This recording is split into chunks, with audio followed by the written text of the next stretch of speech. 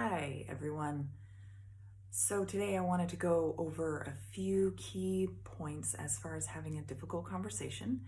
And this really stems from a question that I got from one of my clients.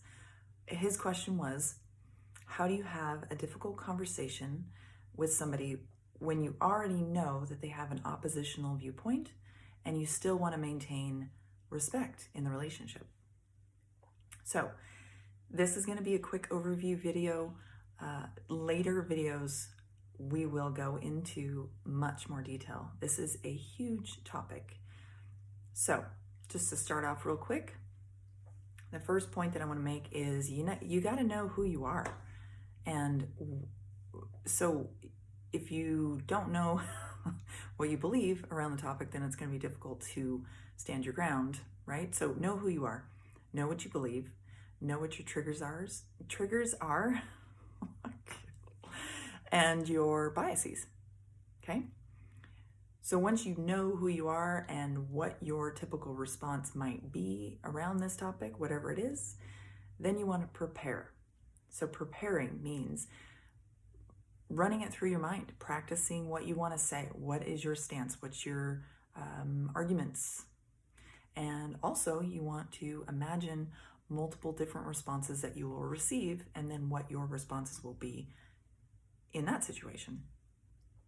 It's really helpful to have somebody to bounce ideas off of or even to role play this. So I would suggest if you can find somebody, that's great. If not, say it out loud to yourself.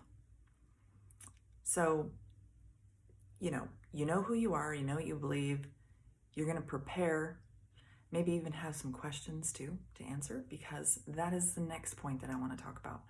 Asking questions. It is incredibly common for people to misinterpret or misunderstand other people in difficult conversations.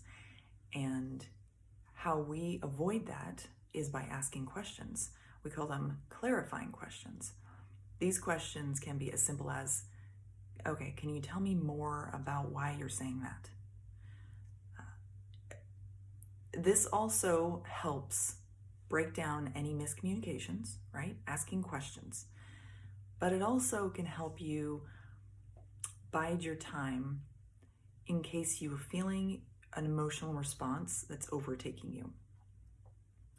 You can ask a clarifying question, and while they're talking, ground yourself, take some deep breaths, come back to who you are, and then you can re-enter the conversation. It just kind of buys you some time. There's a lot more to that, but so to wrap this quick video up, I want to say, in my opinion, the most difficult part of difficult conversations is managing your own emotional response. I mean,